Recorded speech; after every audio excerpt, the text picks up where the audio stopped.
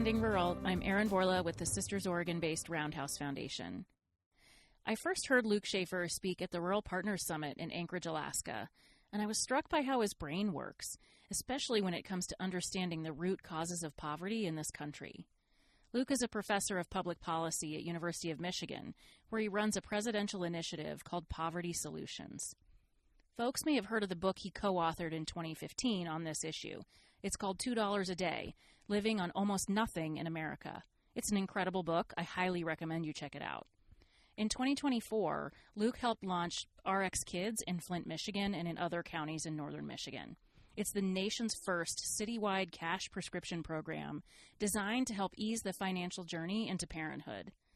I started by asking him about his new book, Injustice of Place, Uncovering the Legacy of Poverty in America. Yeah, it started with a wonderful email from some program officers at the Robert Wood Johnson Foundation.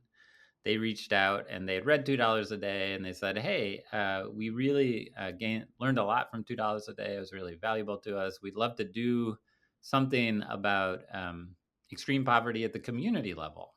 Could we do a project that really looks at very, very poor places and tries to understand some of the mechanisms by which those places remain poor?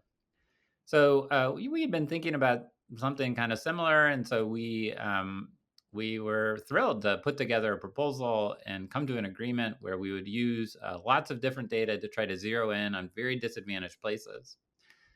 We used income data from poverty estimates, but also health data. So looking at life expectancy and infant health, and as well as markers of social mobility. So a social mobility metric doesn't say whether you're poor or not in a community, but it says, what are the chances of someone who grows up poor of rising to the middle class?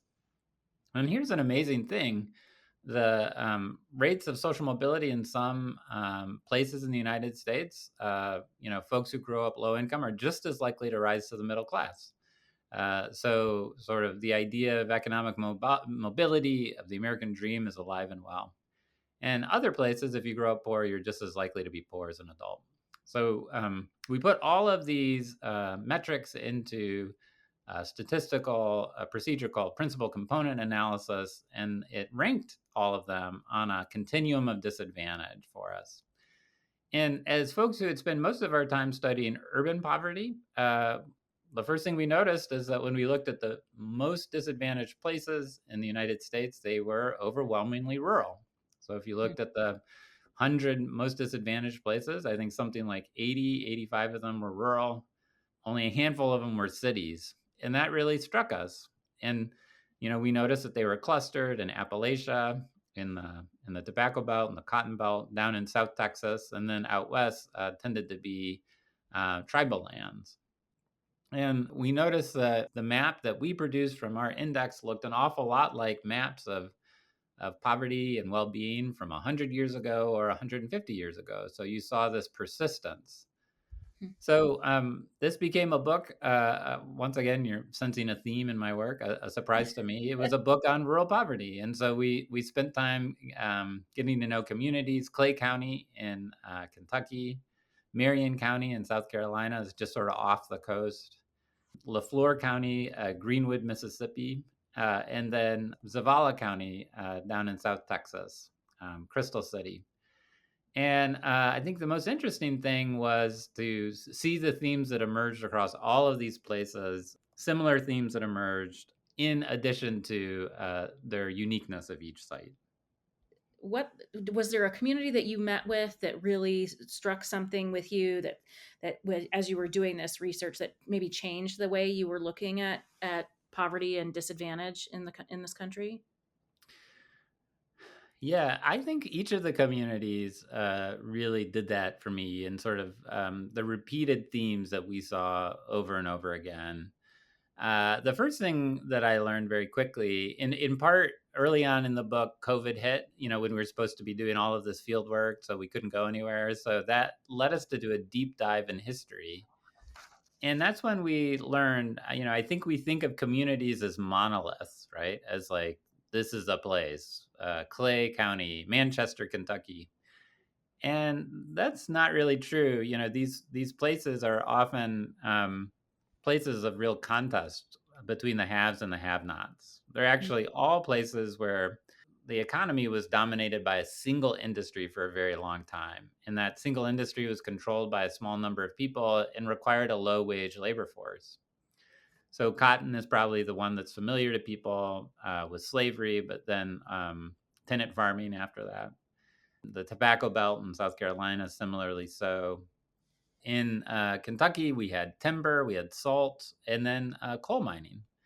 And it was much less violent. And in some ways, we can't make the comparison at all. But on the other hand, there were these similarities, right, of a small number of people controlling everything, the political, the social, the economic.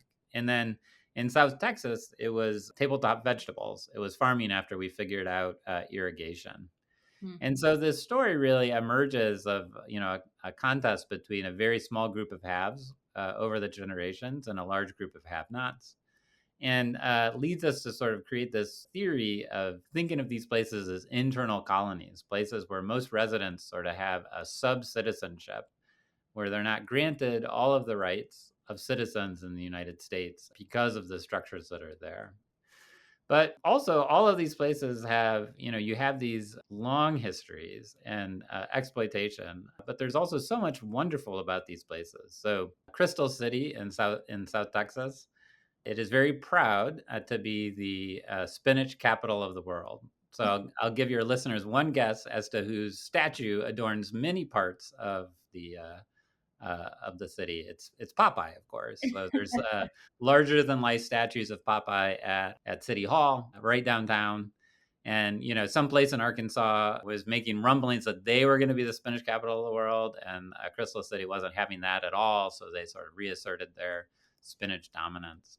Each place has a story like this, and they're often festivals. So in Crystal City, it's a spinach festival. And there's all sorts of contests, and then there's a pageant too. So there's spinach queens and spinach princesses.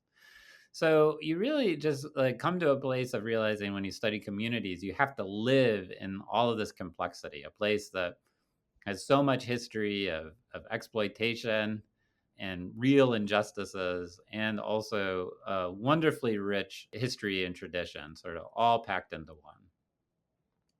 I love that phrase, living in complexity, because I think that Mm-hmm. is, Mm-hmm. we're in this phase now where we're living sort of in 8-second sound bites, and we've Mm-hmm. allowed people to be, you're either this or you're that, or it's black or it's Yep. white, or it's, Mm-hmm. rural Mm-hmm. or urban. But there's so many more pieces to who people are, to who communities are. Mhm. Mhm. And I think just the description of the Spinach Festival is so brilliant of, this is who community is, and this is what they celebrate.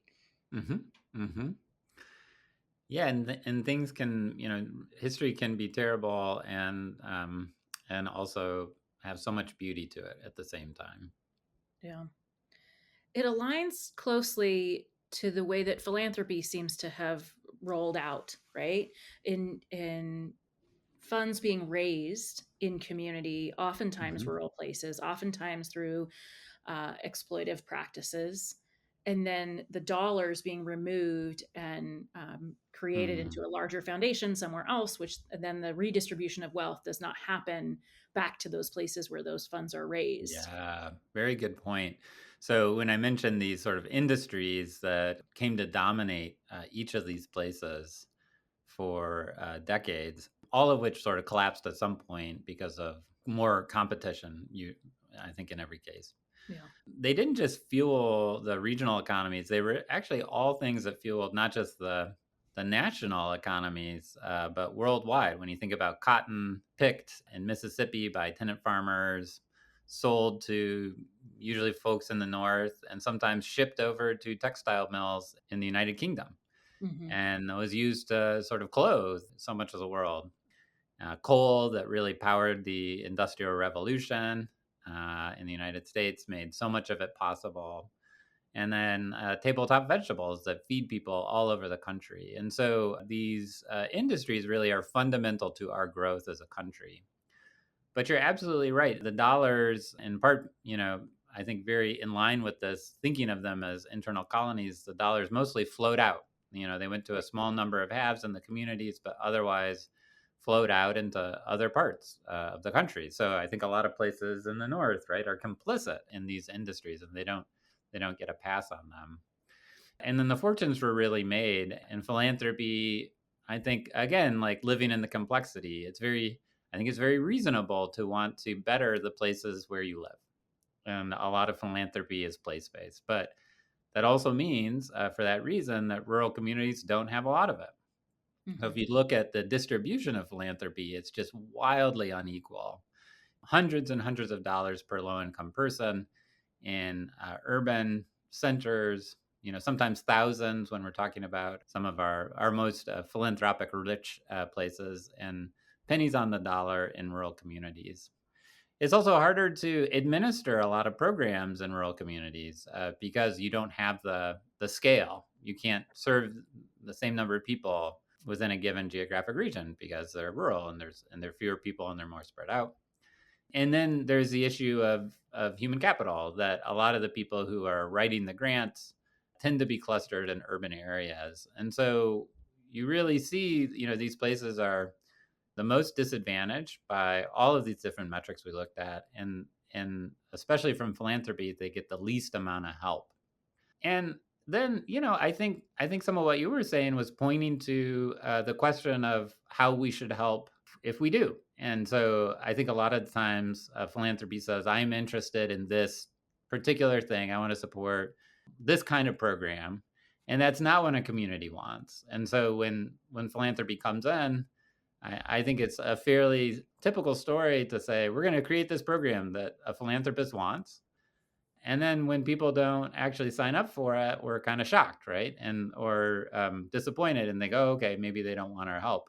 Whereas, you might have a much better outcome if you started with listening and found out what people want. So I'll give you one example from the book. So as we talked to people, actually, because it was funded by Robert Wood Johnson, who's, by the way, an incredible partner on this, I just have so much appreciation for them supporting this project. We'd ask people if philanthropy were to do something that really mattered, and we came back in a year or two and things were better, what would it look like? And the first thing is that people had a very low opinion on what was possible. They really didn't think philanthropy or government could do that much to help them. They just didn't have a lot of examples in their mind anyways. But then the second thing was, to a person, and like every place, we would hear the same answer. Well, there's nothing to do for the kids but drugs. Nothing to do but drugs. And, the first couple of times I heard it, I thought of it as like not serious. But then we really started to delve into it. And it turns out there's so much evidence that like places for people to congregate, to have cheap fun. Maybe folks can think about the places they went to when they were growing up. Roller rinks, the local movie theater, bowling alleys, whatever it might be, where lots of people across differences could gather, maybe make connections. Just the act of sort of interacting with someone stimulates a lot in your brain. And in so many ways, we've replaced a lot of that with isolation. So, far, far, far fewer small movie theaters in rural places, a lot more streaming, right? So people are in their houses watching what they want to watch, which has a benefit for them, but also doesn't lead to this sort of connection point, this social capital. So we call this a social infrastructure. And one of our policy proposals is maybe philanthropy should look to do more of this in partnership with communities, listening to what people want. But maybe it's a splash park. Maybe it's a local movie theater. Maybe it's an arcade. It actually looks like in the evidence that like arcades are really good places for people to build social connections. So it leads to a very different kind of proposal. And I think one that people in the communities that we're serving might value more than a lot of the things that we often want to do. I'd love to have you share about RX Kids, where its origin story and where you are now and what you hope to do with it. Yeah, I was lucky enough to get an email from Dr. Mona Hanna, who was in Flint, is known for turning the tide on the Flint water crisis. And she and her partners in Flint had built this incredible infrastructure in the city that was providing so much to especially families with kids: books, services, incredible resources. There's this beautiful children's health clinic right next to the farmer's market and right downtown Flint, right by the bus station. And she was talking with families who were looking for the next thing, right? What else could we do in a city with the highest child poverty rate at the time in the nation? And they all noticed the success of the child tax credit, the expanded child tax credit in 2021, which I had been involved in sort of the early development of, brought child poverty down to a historic low, lifted millions of children out of poverty, brought food hardship down to the lowest level we'd ever seen, really improved the mental health of families with kiddos. So they were seeing the success and wanted to do something like that in Flint. So Mona reached out to me and we started a conversation. Originally, we wanted to do, provide something for every kiddo that would sort of really mimic what happened with the child tax credit of providing $500 a month, $250 per child, $300 per young child. And this is something that's done like all over the world. Many other countries have a program that just simply says raising kids is expensive and society has a reason to come alongside parents in that work. And one really efficient way to do it is to provide some money to pay for diapers, to pay for food or books or toys or the rent or whatever it might be. So eventually we got down to this infant and prenatal period. We followed the evidence. The first numbers looked really expensive, but getting down to this first year of life, one thing I learned through this process is how incredibly important that first year is. So babies' brains double in size. So much of like the infrastructure that people take with them through their lives is built, as babies are learning, rapidly every single day. And even the prenatal period is incredibly important. So we have studies that show really supporting families during this critical window can have lifelong impact. So we designed a program that provides $1,500 prenatally and then $500 a month for the 6 months after birth or the first 12 months after birth, depending on philanthropic funding. It's available to everybody in a poor place. So there's no means test, there's no income testing, you don't have to bring your pay stubs. If you live in a community that's covered and you're pregnant, then you're covered. And this relieves all of the doubt that families often feel, oh, am I eligible? Am I not eligible? And it means that we're able to reach pretty much everybody. In Flint, we're at virtually 100% take up, which is something I've never seen in anything else that I've worked on. And they receive $1,500 in pregnancy, as I said, and $500. That's paid for with a combination of philanthropy. Our philanthropic partners are incredible. There's so many of them. You can see them all on our website, rxkids.org.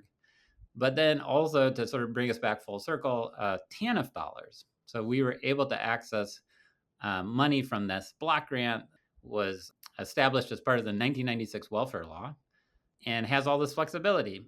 We were able to take advantage of a very arcane provision, non-recurrent, short-term benefits that allows you to provide help to families during an acute economic crisis. So what's the acute economic crisis? It's childbirth, it's pregnancy. And it actually turns out another thing we learned was this is the poorest period of time over the life course. So families are poorest right around the birth of a child. So pairing those two types of support together also allows us to protect other public benefits from the cash transfers. So your food assistance isn't impacted, your Medicaid isn't impacted, WIC, housing, all of these things are protected. So it really creates this very stable, this very short-term but stable support for families during this critical window, which matters so much for the health of both mom and baby. Such an incredible program, and it's been around for a couple of years, and you've seen success. You mentioned the 100% take up in Flint. Talk about some of the other communities that you've worked with and the reception in those places. Yeah, it's been incredible. It's really wonderful to be in both urban and rural communities and have it be a program that families really value. It looks like we're on track to hit the same kind of take up in the rural communities that we're in. We have a diversity of partners up in the eastern Upper Peninsula, including the Sioux tribe of Chippewa Indians, who've been an incredible supporter of the program, the local health departments, as well as our elected policymakers. We've been in now Clare County is a rural county, just launched in August. And, as someone who wrote this book on rural poverty, it's just really exciting to see the excitement that it's generating in these places. So, we heard sort of over and over again as we talk to people, oh, nothing ever comes up here. We'll believe it when we see it. And then it happened.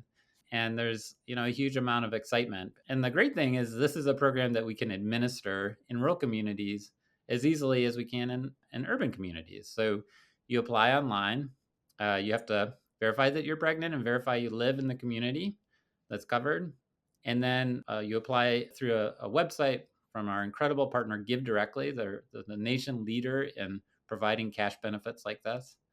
And then you can have the money direct deposited into the bank account of your choosing or put onto a reloadable debit card. And so it's a program that we can provide in these rural communities. The money is the biggest part, obviously, but there's also a lot of messaging around it. So messaging, we believe, really matters. The evidence seems clear that by sort of promoting the joys of parenthood, of saying that this is our visible way of supporting families, we get different results from something that just says this is a little bit of money because you're poor. So we're still early yet. We launched in Flint last year, January of 2024, but we've seen really big reductions in postpartum depression in Flint. We've seen an increase in prenatal care in the city. We can see that in vital records data. It looks like we're seeing improved birth outcomes and reduced economic hardship. So people saying that they have more of the types of foods that they want and need, and a huge reduction in eviction. So all of this is comparing trends in Flint relative to the surrounding area that doesn't get the benefit. Tell us more about the messaging, because I know when you and I have talked before, you mentioned it's a key component. What does that look like?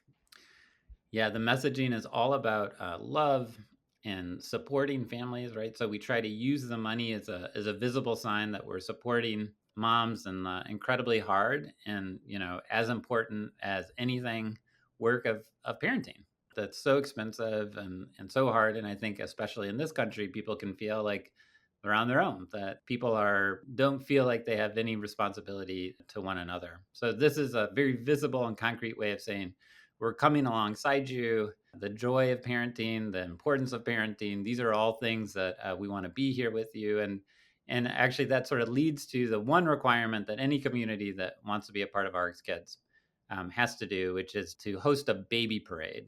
So a baby parade is something that came out of the Children's Year of 1918, over 100 years ago, when the Children's Bureau, the federal government, said, we're going to celebrate parenting, motherhood and parenting with baby parades. So we've had a number of them now. There's often marching bands, always ice cream from the Michigan State ice cream store, and just incredibly joyous events. So this isn't just about helping people make ends meet. It's about celebration, and then obviously that social capital element that we love it when people come together for a baby parade and moms can meet moms. Yeah, I love that. I think as a mom myself, recognizing, and my kids are older now, but that first few months is such an isolating experience because Exactly. your sleep schedule is off, and there's, oh, well, their kids are a little bit older, and newborn doesn't interact the same way a toddler does. And it's just trying to find a sense of peace and a sense of place. And to be able to celebrate that Yep. collectively is such a powerful message. Yeah, absolutely. What do you wish that folks working in philanthropy or those that are providing funding better understood about poverty in rural America? I think to me, of course, I love RX Kids. And so I would love for folks who are interested in that program to learn more about it and see if they want to be a partner. Philanthropy can help spur the state investment of the TANF dollars, which every state has TANF funds that could be used in the way that we use them. But more so, I think this approach of starting with listening, of starting with humility, it really makes the work incredibly meaningful to me. And I think it will to your listeners too. So my hope for all of them is that by starting with listening, by sort of checking your assumptions at the door, being in conversation, not just with like community organizations, but with residents directly, you might find an issue that you could make a meaningful difference in that will surprise you and will not be something you thought of when you started. Yeah. Thank you for the research that you're doing. Thank you for sharing the work in not only your published works, but also in your academic research, and love that you've put it into practice. Really looking forward to seeing what's coming next out of your office. Thanks for having me on. It was a pleasure.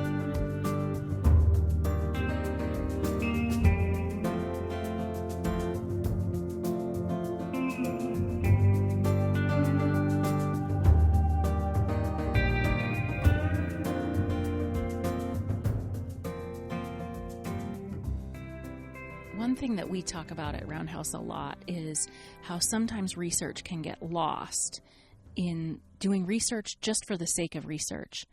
And I love what Luke's doing at University of Michigan and through Poverty Solutions, because it's applicable and he's putting that research to work. And we're seeing that implemented on the ground with programs like RX Kids.